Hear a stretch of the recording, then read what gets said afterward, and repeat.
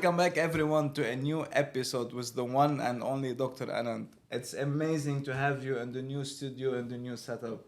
Congratulations, looks Thanks a absolutely lot. amazing. I'm very glad that you like it, and I hope everyone likes it. And today we're bringing an amazing topic, but I cannot start any questions before asking you what the hell happened between 2 weeks ago when we heard that Dubai are having casino, which is the MGM, the Bellagio, the area, and all over the portals and social media yesterday we got the article that they haven't got the green light for the casino, therefore they're gonna start the construction and whatever happens later on can happen. Okay, it's actually a great question, and it's again quite truthfully, I think it's still speculative with a lot of people. So I'm not sure we can make authoritative statements on this, except for what we see out there. Now, maybe a little look at history could give us an indicator here. When Russell Khaimah was first announced and the news of the casinos came out, the first news that came out was not backed with any official government announcement that there is going to be the casino. But the expectation was there, and that was about 2 years ago. And it took a long time, more than 18 months before we first heard about the GCGRA, that is the General Commercial Gaming Regulatory Authority. Yeah. After that came up, then there was a good 3 months before we had the final official announcement that the casino will be there, the license has been approved. And we also know at that time when that announcement came out, there was mention that Dubai as well as Abu Dhabi would have the casinos. So it was only natural when Wassel made the announcement. By the way, the projects that Wassel is talking about were from 2017. But No, now it was frozen. correct. Yeah. So when it came up again, if you look at the three brands we know are hotel and entertainment brands, which include casinos, theaters, and all of that. So the expectation or the assumption rather from everybody was the casinos here. Okay. Now, if you look at what the CEO has said in this, that we don't yet have the green light for the casino. So we're going ahead with the construction of 1,400 rooms, the MGM. We're going ahead without the casino. But then you got the Aria and the Bellagio, which will also be following. So there's a very real possibility within a year, within 18 months, there could be an announcement that there will be a casino in there. Or it might shift to a Palm Jebel Ali project, which might come up like a casino hotel. So we don't know yet. So I think what is clear from that article is that MGM is going ahead definitely without the casino, or they're starting the construction without it. And then there is a possibility with the others within a year, year and a half's time, we might just hear a completely different announcement. Just like with RAC, it was speculation first and then only it came out. So at this point in time, it's not there based on the article. I think Abu Dhabi brokers are having the dance, the happiest moments, especially that in the article it was mentioning that They as were a on the ground location in Abu it Dhabi. might be high likely to be in the Yes Marina. Yeah, no, I'd see. In any case, when the announcement came out for RAC last year, Abu Dhabi was already mentioned even at that time. So Abu Dhabi was always going to have it. It's not that it's been taken from one emirate and given to the other. That was never part of the agenda. It was clear they would have it and Dubai would have it also. Even if you were to look at logically in the long-term agendas, when you got a city aiming to be the number one city in the world, and you don't have the casino in there and you have it in the Iraq and Abu Dhabi, it is not going to, it just doesn't make economic sense. It doesn't make positional sense. So we just have to wait it out. It took 2 years before the official announcement came out confirming things for Iraq. It will take some time here. Having said that, Dubai has just so much happening and going for it right now. It's not going to slow down any investment in any shape or form. We'll just have to be patient on that one. I like the conspiracy theories. So I think now they have made an agreement between each other. Well, like, let's sell all of Ras Al Khaimah, and after we finish Ras Al Khaimah, let us be signing Anthony, goodbye. you work on the conspiracies. I'll stick with Yes, facts. okay, good one. So, doctor, regarding the volume of last year and how we have started the January going on, tell us about the numbers, the projections, the transactions, the volume, the capital gain, and where we're heading in Feb and March.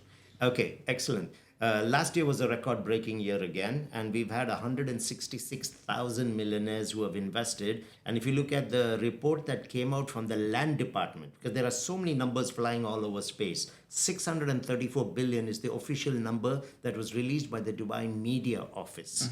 Okay, with 166,000 millionaires or investors in that, of which 71,000 were new buyers. That was a 43% number of new buyers coming in, which was a very positive sign that first time buyers is on the rise in Dubai. So it was and if you look at. And what facilitated that? What pushed 43 like first-time buyers to be in the market? 43%. Several things which we have talked about before, but I'll just touch on them without going into detail. For example, the golden visa now is getting more people interested to take property who may not have done it before. So that is one. Secondly, with the rental migrations, more and more people are looking now to own homes for themselves so that I don't want to pay those rents. So that has brought first-time buyers. We now have a D33 agenda where we are going to be doubling our economy. It's creating new jobs. It's new talent attraction. So many of these people coming in, some of them competent enough, already watching the market, are ready to come in and invest in property. So that is also creating a bigger demand. On the ultra high net worth, you have the millionaires of the world who are leaving their countries and coming to the UAE, Abu Dhabi, as well as Dubai. So many of them, when they come in, they're going to pick up homes, and many of them are first-time buyers. So there's a lot that's driving this. Secondly, developers are responding to this. They're coming in with attractive options, with the 1% plans in the affordable housing categories, which is making it easy, because when that was not available, and if I was a mid-income person, I might not have the funds to be able to go on hefty plans. And sometimes for a person who's middle income, the probability of getting the mortgages approved is very, very low as well. Simply because they've got already financial commitments, loans, they've got credit cards, so their scores are not that great. And there's a 60% cap anyway on recovery by a bank from your salary. So most of them have got 40, 45% or close to the 60. There is no way an installment can be recovered. So you have many of those buyers going through the entire documentation process, seeking pre-approvals, but they probably would not even get it. So what a lot of developers are doing now is to attract these people, because there is a huge need, is they are telling these people, we'll give you 7 years, 8 years, somewhat like a mortgage, mini mortgage. Of course, Pay there's a 1% markup. per month. Pay 1% a month, so you can afford that. There is obviously a markup on the selling price, but you don't go through that huge, elaborate pre-qualification process where you're not even sure whether you'd get it. So it just became more attractive, and developers are looking at these as long-term paybacks, which is coming in. Correct. So They have their own private financing company, and they have zero doing it risk, from them. because the client, if he falls like 4 months on their installment, automatically the unit will be cancelled. They will take it all, keep the money, and it's sell added it by 10%, and then sell it again. So they yeah. don't lose. Yeah, They don't yeah, lose in the model. And what they're also doing now, you will notice the new trend, which is you're seeing a lot of these towers coming up with these little mini jacuzzis, mini pools, Ponds. It's called ponds. ponds as you Yes. call them, right? Again, why? Because a lot of these people wouldn't be able to afford the villas. Not at this point. We're talking affordable categories. Yeah. So when they can't do that, they're being attracted by giving them a little bit of a villa lifestyle, but in an apartment. Little bigger balconies. You can have these swings on the outside. You can have little jacuzzis, mini pools. So that's the villa concept being brought into the apartment. That's why a lot of the recent launches in the affordable category are following this trend. This is the new personality of homes coming out for the first-time buyers in the affordable category. That, coupled with the 1% plans, you will see more and more new buyers coming into the market, and you will see greater demand for all these areas like the Furjans, Arjans, JVCs, those kind of places, Dubai land areas. Which I call them like the most booming areas when it comes to affordability. The highest. JVC, JVT, Arjan, and Furjan. If you see the inquiries coming, it's kind of scary. And speaking of new buyers, I get a lot of DMs, and I do Zoom calls with people. And yeah, I see young people, young couple without kids, just like, but like, you know what? It's about time to invest. And they are all keen that they don't know the dates. Actually, no one knows the dates, but they are all keen on the interest rate going down. Correct. So this is also like a big booster for everyone by saying this is the worst of it. So I'm starting with the worst, and it's gonna get better and better eventually. Yeah, it will get better, but for many of them, they're looking at it this way: 20% increase in my rents. I'd rather pay that 3 to 5% a year as Correct, interest. and you own it, and Yeah. you own the property yourself, doctor. With these guys, also I have noticed a lot that more than 70 or actually more than 80%, they're looking for furnished. They don't want to go through the hassle of furnishing a unit, whether it's an apartment or a townhouse. All the inquiry says, I'm looking for fully furnished unit. What do you have? Okay, are we talking on rentals or On owning? rentals, On on rentals, rentals, yeah. on On rentals, rentals, of it makes course. sense because with the way rents are going up, and if I'm going to constantly shift, you see, the amount of investment I do in furniture or furnishings, curtains, all of that is useless for my next apartment. So I have to again redo the whole thing again. So I don't mind, instead of spending that large amount into that internal furnishings, I don't mind paying a little extra as rent and moving into an apartment or a villa which is furnished. And particularly in apartments, you will see this interest is more. 80% of the people who are looking would be looking to rent where there's a furnishing, and 20% are preferring not furnished. I still like my own personality, my own style. I want to do it up myself. I'll tell you what I noticed in between. The 80% that they want furnished, they're looking for flats. The 20% Yes, that they for want villas. unfurnished, they're looking for townhouses and villas. Yes, that's right. Because see, when it's a townhouse and a villa, then obviously I have more rooms in it. I have more spaces involved. I'm elevated to a slightly different lifestyle, and so I do want a different kind of lifestyle. You know, friends come over, we socialize, entertain a lot. I would rather they come in and it's something that speaks about me. So I prefer my own choices in that. Apartments, it is a bit more cumbersome, so they prefer taking something that's easy. I don't have to shift all of that when I'm moving, so I'm fine with that. And I think they just prefer just pay that little extra to rent it rather than paying 5 times that amount and getting furniture which you have to get rid of and then go through the whole process again. So yeah, in the apartments, they're preferring it more. I've read an article today that UAE has the most stable economy on the planet.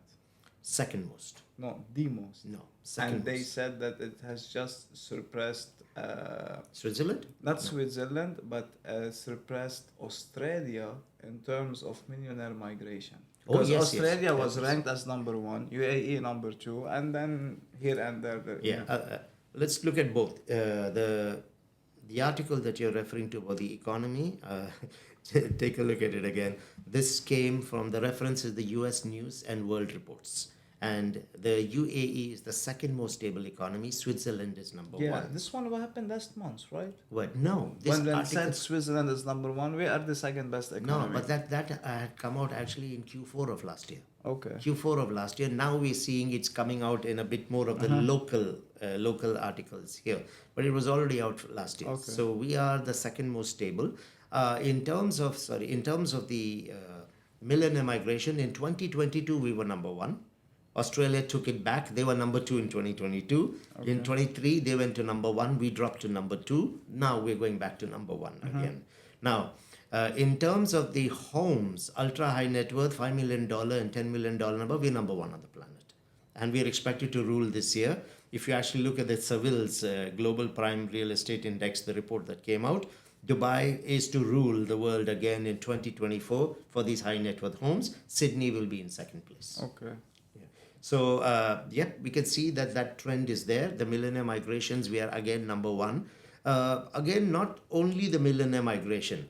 We have seen now that there is this huge interest in branded homes that are coming up. People no longer want just apartments in Business Bay or downtown. I want something that is signature as a lifestyle that I want to associate with.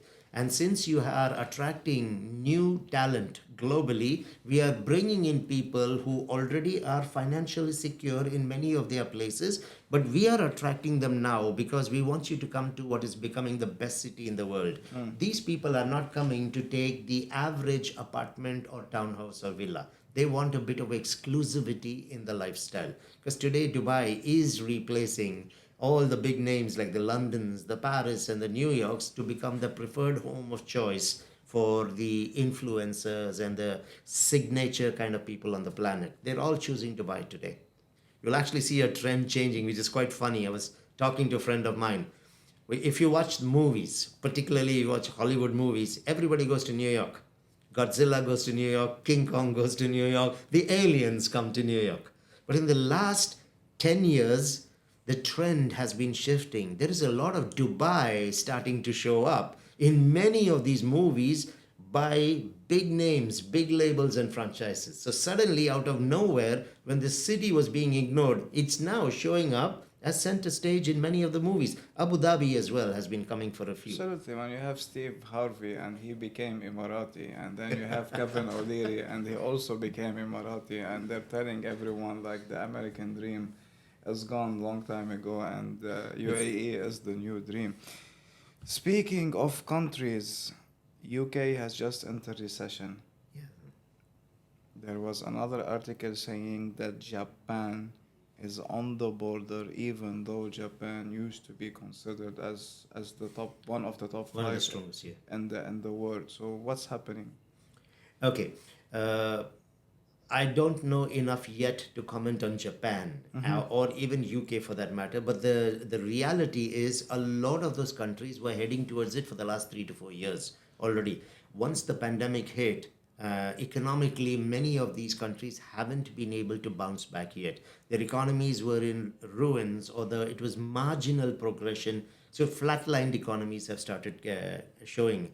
On the other hand, Dubai stepped up and went aggressive.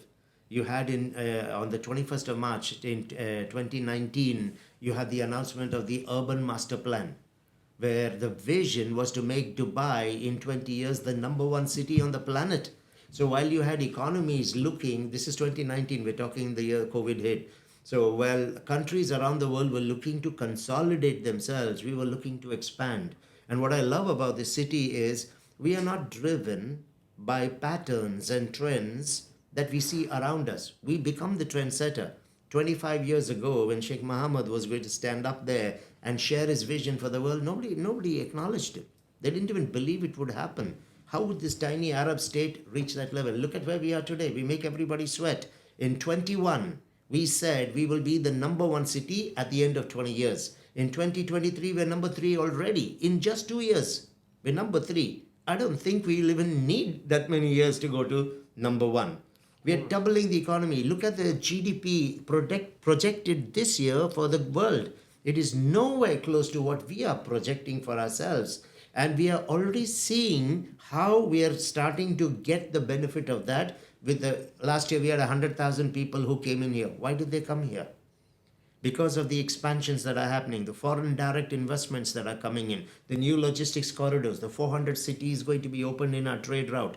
All of this is attracting more and more people into us. Our economy is booming. We are now one of the fastest growing economies in the world. Correct. And that's the reason why it's interesting. If you look at the report from Savills, they have projected this year globally the appreciation in prices for property will be 0.6%.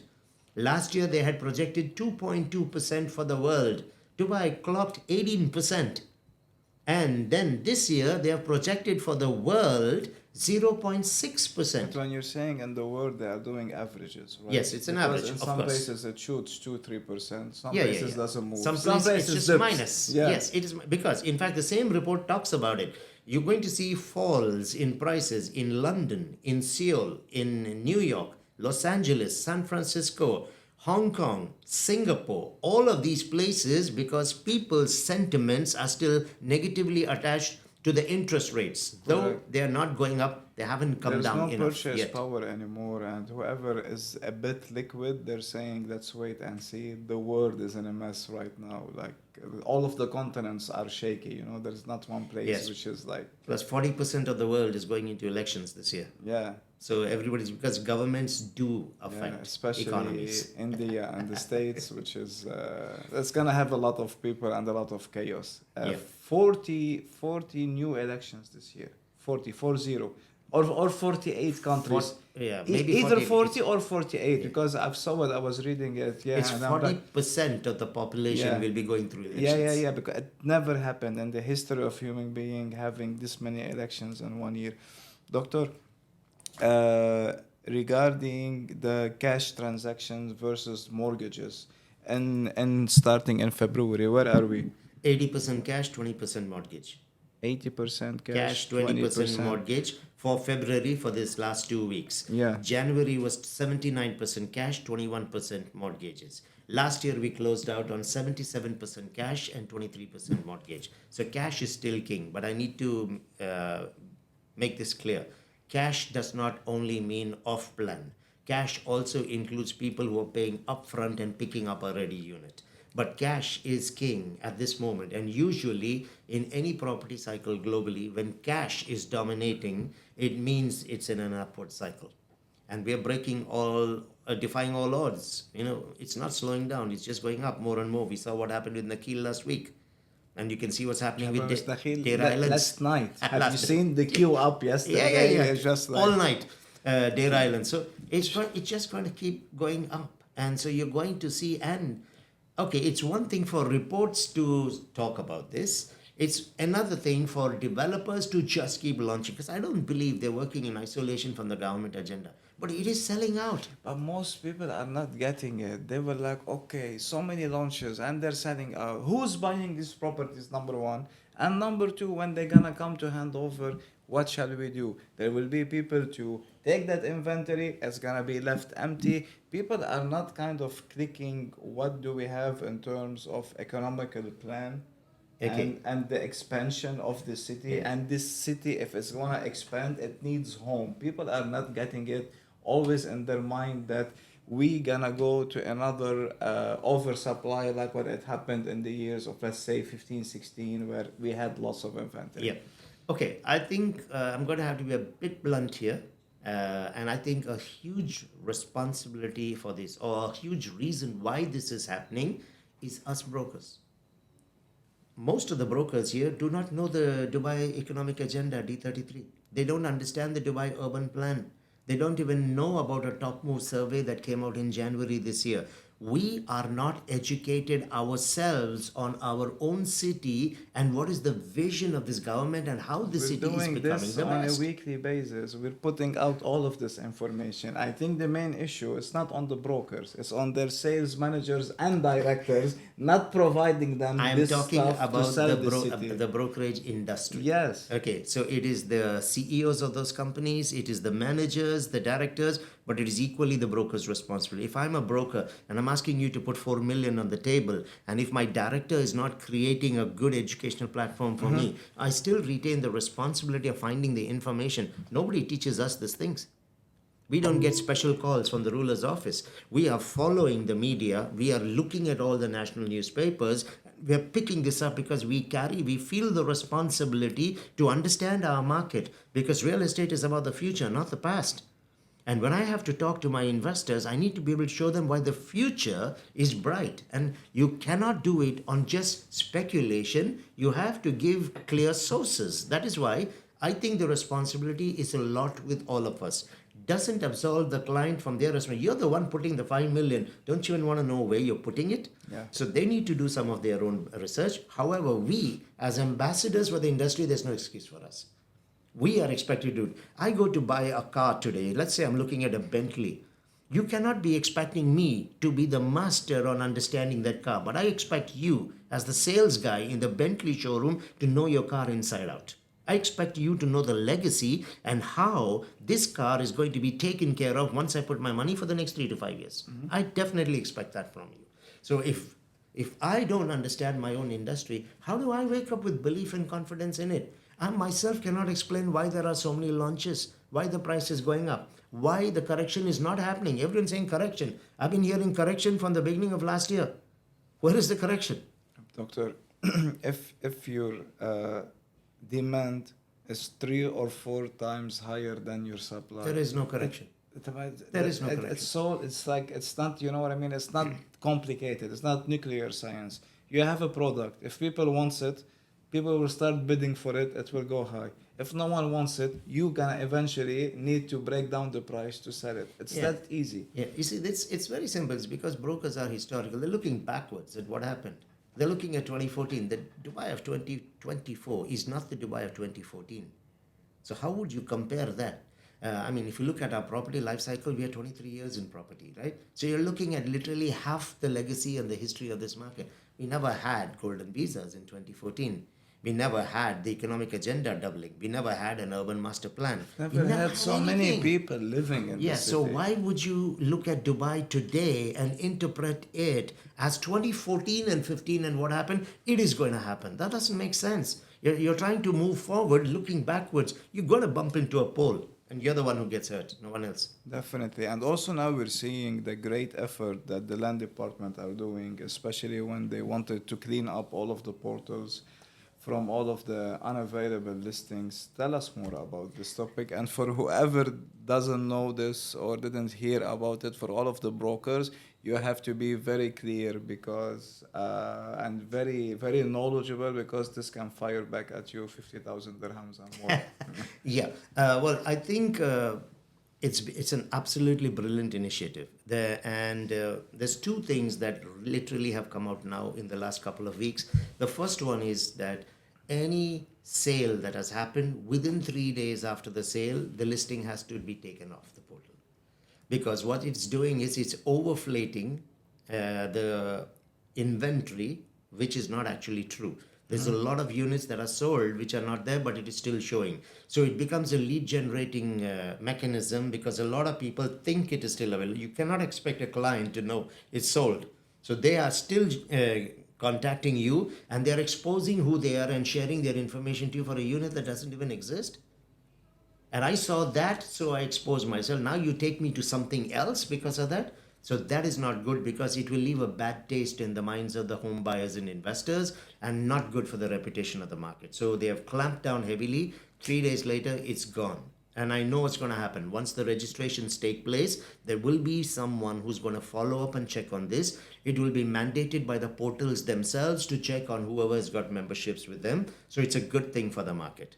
The second thing that has come up is the fake listings. The fake listings are being dealt with very strongly. I think over 30 agencies have been fined already. And it is really, really important because it destroys the reputation of the we are the top performing market in the world today. We are number 3 in terms of popularity, and we want to be number 1 as a city. You cannot have Mickey Mouse listings out there which are fake. In fact, Firas from Farm had put something really good, and I'm happy to credit him for that. He put something really good on social media, I think it was yesterday, where he talked about the negative impacts of these fake listings. And so for the brokers who are listening to this, who may not have seen that, I will tell you what he talked about, but the credit has to go to him. He's the one who put it that way. The first thing is, fake listings hurt genuine brokers with genuine listings out there, because they are not able to attract the real investors who are being duped by the fake listings. And especially in the case that the price is way cheaper, the genuine listing will look that there's something wrong in it. So the first one who's getting hurt is good brokers, hardworking, genuine about it, authentic, are now suffering and paying the price. So this will help them. The second disadvantage is homeowners who want to lease or who want to sell are having to drop their prices, because when there is a price that they're putting out there, which is a good price, they're not able to get the people because of the fake listings. Correct. So they're losing on their earning potential.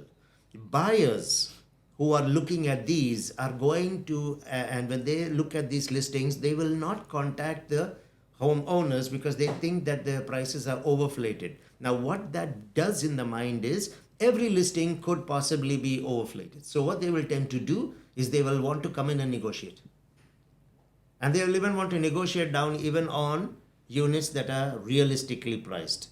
Portals are going to lose business, because as long as these fake listings are up there, and the credibility of the portals are getting affected. So tomorrow, it's already been affected long time ago, the portals. So they sell packages. they have no care about you, me, client, buyer, seller. They're just selling their packages, and they make sure every year they're increasing it between 7 to 10%. Well, if that is their approach, that has to change now. because they're going to face the heat if they don't align as well. So there's a lot of reasons why the fake listings are hurting people in the market, and I'm glad that this has happened right now, because I think you'll get more realistic listings, you'll get realistic pricing. The genuine people are protected in the business. Sellers will feel there's really more value, will continue to invest. Buyers become more serious about this, and also this impression of there is a large oversupply or more units will drastically drop in the market, which will help in the pricing and pushing of the properties. So I think it's a good And they've been doing amazing job. Like from 2 years until today, we've seen crazy changes from the permit numbers, from everything. Like they kind of controlled 90% of everything. Is super smooth, easy, and beautiful to deal. Only a special request if you can hunt all of these cold callers, so they don't cold call anymore. Please, please, please. Even myself, I'm willing to do whatever you guys need to help, to assist in order for us to stop the cold calling. Because I think once we kill this trend, yeah, we will be having the most beautiful mature market and the most beautiful to be dealing with, because buying and selling is extremely easy, and there is no room to make mistake in Dubai, you know. Yes, correct. Particularly when you have set the standard and the eyes of the world is on you. Yeah. I think there's another thing I would like to add. See, there's two things I would really love to see as an initiative from the government. One is what you said. They've got the fines in place, but if there's anything that can be done to eliminate this, because you see, honey attracts flies. Everybody comes into the market, even if they're unethical, and they just get onto the phone and start calling people. So that definitely had to be controlled. The second thing, I really don't have the answer to this, is kickbacks, because kickbacks hurt the entire market. You have investors coming in who are now sold that idea. They can only keep asking for kickbacks in a market that allows this thing. If there is some way we could look at checking on these sort of things, I don't know, I think it would just make a big difference. Because remember, and I'm on the broker side on this one, as an investor, you are blessed to have those millions. You have a broker who's on zero salary, who's out there. He has to feed his kids, he pay for their schools. He's in 50 degrees weather, going out there, fighting to find units for you, fighting off other brokers, standing all night at a launch to get a unit for you. And you are blessed that you have the money to have that privilege, and you want to make a 10,000, 15,000 from that broker. So this is where I think we should be looking at something to protect our people also in the industry. If there's something that could be done on this, it will be a huge benefit, because at the end of the day, the investor who's coming to Dubai, he is sold on Dubai. He's not going to go to Spain because kickback is not available here. I was having a podcast today in the morning with my lawyer, and we were discussing about lots of topics. And there was this topic that we're talking about, because you know now, like, the checks are not criminal anymore. Correct. And if you have a check bounce, you have to have all of that process of going, reporting them, going to police, and so on. So we were saying that we should have a system of rating where we can rate landlords and we can rate tenants. And maybe if this system will ever comes to life, we can be rating brokers and we can be rating buyers. So if a buyer is consistently asking for a kickback and it has been reported to the land department, and this buyer gets blocked from buying, let's say, for a year or two, and then he was like, I'm losing hundreds of thousands. If I bought a property, I wouldn't chase the 10,000 anymore. Maybe it can be a great option. It could be an option, and it is something I think I'm not, and I don't believe that the land department, RERA, have not thought about this, because it is hurting their market. But if there could be something that comes out on this side, I think a lot of people will be more excited to work in this industry. Correct. Most of them will want to join because they have no salary and they have families, they have commitments back home, and you want them to come with fire and passion and sell. So I really think if this can be worked on, is going to be a big, big thing. I don't believe you will completely eradicate it, but I think you can make it very, very difficult. To clean as much as possible. 100%. Doctor, Q1 2024, even Q4 2023, we started seeing a difference between the secondary market and the off-plan. So which is killing all of the concept that off-plan is cheaper, you can pick what you want. Now secondary market is becoming way cheaper. There is way better options, way better views, and people are kind of leaning towards getting something ready today where I can generate income and not to have to freeze money for 4 or 5 years, not knowing what's gonna happen to it. Okay, there is no straight answer to this. There are 4 or 5 things that have to be considered. The first one, let's look at it. A secondary market product is someone is interested in it either to move into it immediately or to start immediately earning through a rental yield, right? So they're looking at a different form of earning. They're looking at an 8 to 10% roughly a year is what they're looking at. But to get that 8 to 10%, they have to bring up a significant amount of investment upfront, because if they do it on a mortgage, they destroy the returns because of the interest. So there is a huge financial commitment required. So they're looking at the price being cheaper, but then you also need to be looking at how that is going to impact their return. So that is one type of product. There is the other type of product where the one putting the money in off plan is clear. I don't even have to go through my entire payment plan to get the benefit, because I can, after a 40% with some developers, 50% with the others, put my units out for sale and I can still find buyers, particularly in a market that is short. So a serious investor looks at it differently. He says, hey, I don't need to be putting in that 4.5 million to get that ready unit. I might need to put in only about 2.5 or 3 million before I can sell it in the market and make a much higher rate of return, because it's return on my equity. So that's one way to look at this. The second way to look at it is when you buy into a secondary unit, granted you are getting the benefit immediate, but remember, the actual value of that unit, you have helped somebody else in from the past. They bought it 4 years ago at probably half that price.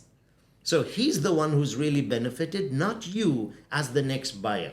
The same way, the unit of today is going to have a 50 to 60% appreciation in the next 3 years, 3.5 years. So you don't look at the entry point into this launch now and look at the handover point of the previous one. Where you can exit. Exactly. So you have to understand it differently. It could be within the same community. It could be a phase 1 and a phase 3 or a phase 5.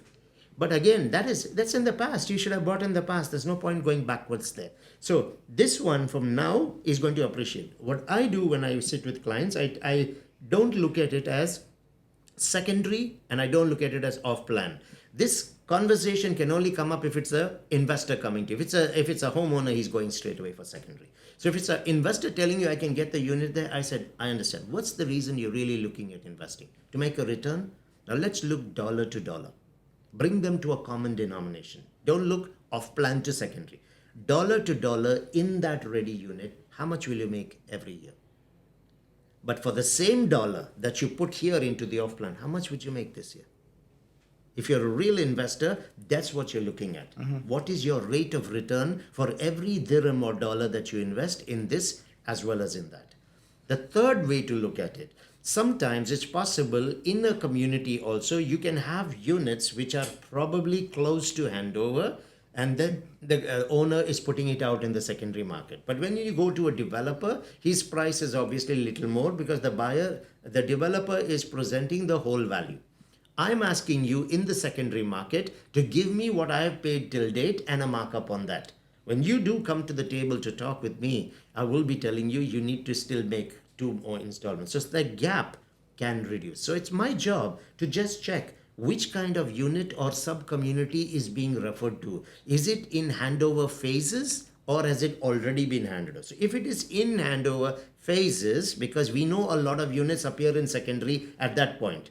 So the owners are trying to sell it without having to pay that last installment so that they can make a better return. So I just have to check which is the unit he's referring to. That's one. Now let's take another situation. Let's say it is a handed over community and people are already living in it, and then they're comparing that to the off plan. My strategy changes completely. Okay, I would simply say, Anthony, I'm not sure if there is a unit available right now. But if you tell me there's a unit, I have just shown you why this community is absolutely brilliant for you.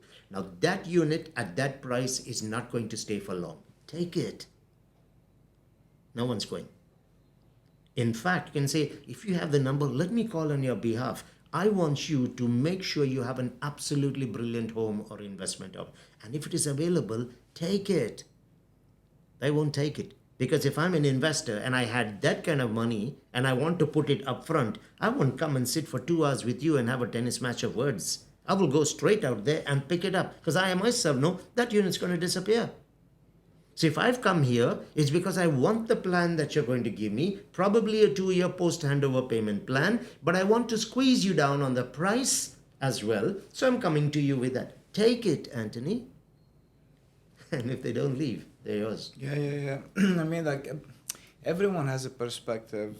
Most people who really push to get that post-handover payments plan, they don't know that that increase of 3 years is already put in price. Rather But than buying it it still as gives me cash. 3 years Yeah, to it pay. gives you So paying the cash flexibility. upfront. It's like you're paying that interest. You're paying even more than 5%. But it's all about everyone's financial. What can they let go immediately? And what's their vision from the investment, whether they're coming for 5 years or 10 years. Okay, there's the one more bit which I'll just add to that answer. So this guy who sits in front of you and says, "Well, the secondary market is cheaper. Why should I take it in off-plan?" 166,000 millionaires just invested last year, right? 59% of that was off-plan. Every single off-plan launch is selling out now. Why is it selling out if the units are cheaper in the secondary? Because they have the option to pick what they want, Exactly. to be on a strip, to be having a beachfront property, to be having a golf course community, to be having a mansion. So we're not, listen, end of the day, I've been doing off-plan for the past 10 years. I will never come to you say secondary is my favorite. But what I'm just saying, following the markets now, Correct. We have to. their We have options. to answer Their that. options. That's true. But again, Yeah. see, all these guys who are buying off plan are working with brokers. They know that secondary can be cheaper, but their ROEs are more powerful here. That is why all night yesterday you had people standing waiting for a launch. Go and pick up the secondary. Why are you doing this? Putting the money in the sand. So the same thing happened with Nakil with the West Villas. Why? Go and pick it up, the ready units. So the actual evidence on the ground doesn't support what is being raised as this concern. And it's not really so much investors who are raising this. This has sunk into the minds of many brokers and they echo this and they keep singing this song everywhere. Now it's become their life story. This is reality. Same as every other trend. Doctor, this has been amazing as usual. Thank you for coming on the show. Guys, if you have any question you wish to ask Dr. Anand, just drop it down in the comment section below. And I'm gonna make sure next week when the doctor will come, we're gonna be presenting it. Thanks a lot. Thank you, doctor. See you Thank you, next Anthony. week. Thank you.